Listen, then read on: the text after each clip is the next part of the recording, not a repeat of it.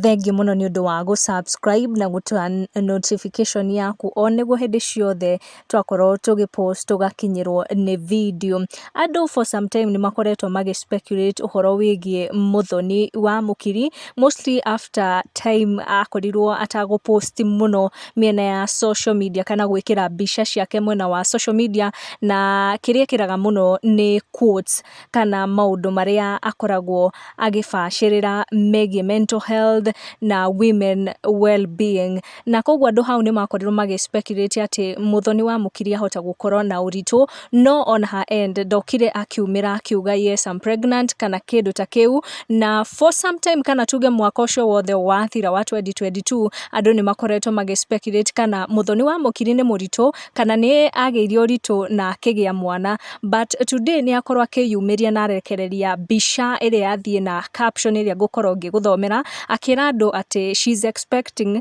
na ica ikuhi ni agukorwo akirathimwo na kana. Auga baby loading ni Muthoni wa Mukiri, acoka andika akiuga blessings upon blessings for those on a similar journey or hoping to get on the same journey, may God protect and guide you. Ni akorwo akiandika mwena wake wa Instagram na gwa Facebook akimenyithia andu ati stop speculating, I am pregnant, na makiria ni try expect more news kuma kuriwe, kana she has already given birth kana ni agutanahirwo ica ikuhi tugucikinyia hau. Make sure ni ura subscribe tucamanie in our next video.